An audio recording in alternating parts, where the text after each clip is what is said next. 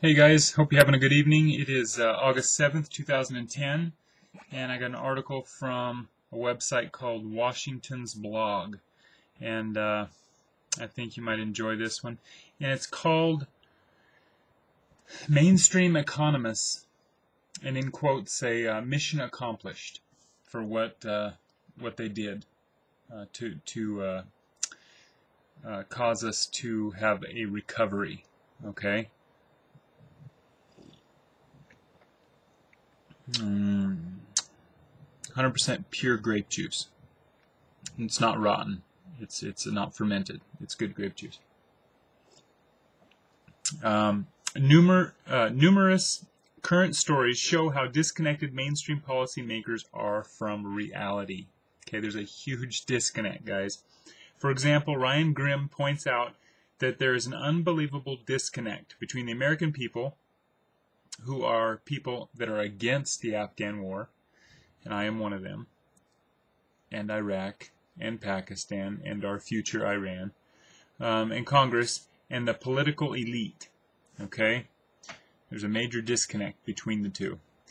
Even after the WikiLeaks revelation, even though there is no legal reason to be in Afghanistan, even though the war won't help the economy, and even though most Americans won't want us to get out, Congress keeps increasing funding for the endless war.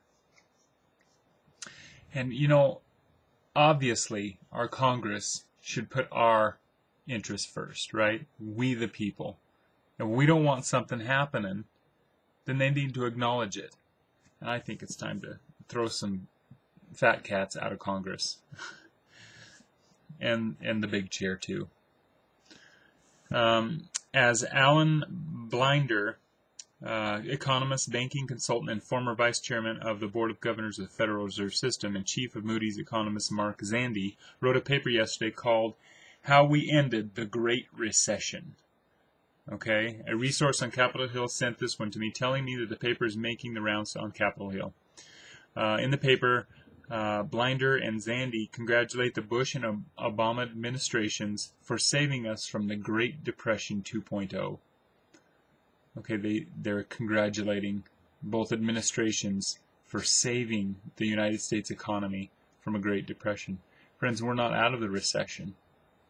Fudged numbers based on an artificial economy is how they're saying we're out of the recession.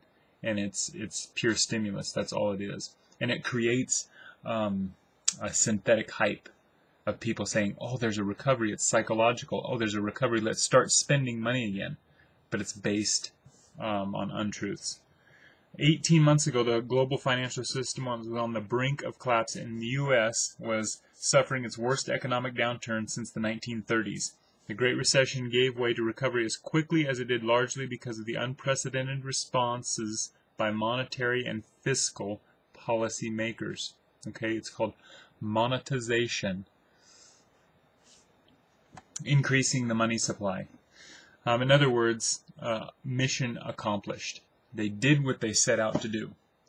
Okay? That was their policy from the beginning. Those that created the recession, okay, by artificially keeping the interest rates down, okay, are keeping us baited, saying that there's going to be a recession, okay? And they want to show us that the recession is over by printing money, keeping interest rates low. But you know what? In reality, foreclosures hit a record high in July. Okay, imagine that. Foreclosures are still hitting record highs. Food stamps, 40.8 million people, a new record, are on federal assistance, their food program. Okay, basically the breadlines, modern day breadlines. And also, there was a poll out saying that 17% of small business owners are reinvesting, okay, investing into an economic future that they think is going to be bright. 83% are pessimistic about what's happening. Okay, those are huge numbers. Okay, that was probably turned upside down in 06, 07, part of 08. but they're not changing.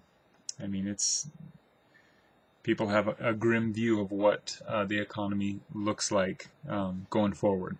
In the real world, however, the economy is on the second leg down of the crash, and I agree 100%. We're kind of in a calm before another storm, and the months of August and September are pretty eventful in history. So I don't know what that's worth, and the government's policies have not addressed the real problems. Again, it goes into the confidence issues of small business owners. Indeed, while Blinder and Zandy and Congress are patting themselves on the back for a job well done, the facts simply do not bear out their claims. And you know, it's constantly, things like, we're going to go into Iraq, turn them into democracy, and we'll get out of there as quickly as we can. And you know, those who are awake knew, they saw right through that it was a lie. We went in and disbanded their military, okay, and we're occupying their country, and we're not going to leave. Just like all the other countries we're in, we're not going to leave. Afghanistan, same thing. Pakistan, okay, probably Iran. We have no intentions. I mean, if you want world dominance, you're not going to leave. And you know what? I thought about this. If a foreign power came into our country and did what we did to Iraq, what would we do as a people? Would we sit back on our haunches and just let it happen? I don't think so. There's probably a high percentage that would. But friends, there's also a good percentage of people that wouldn't stand for it. And you know what? I don't blame them. I don't blame them for not wanting the U.S. there. But anyway, as I was saying, and we're promised a recovery, okay? Recession hit, end of 07, started getting pretty hairy in 08, the end of 08, it really started kicking in. You know, they said, okay, summer of 09, we're gonna have a nice, recovery, okay? Didn't happen, okay, real numbers, it didn't happen, okay? Fall, we were promised,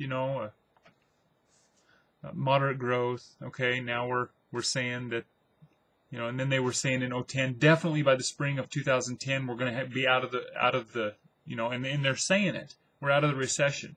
Okay, all is well. Mission accomplished. Okay, you have record numbers in foreclosures. Okay, jobless claims. Okay, oh man, they were higher than expected. All right.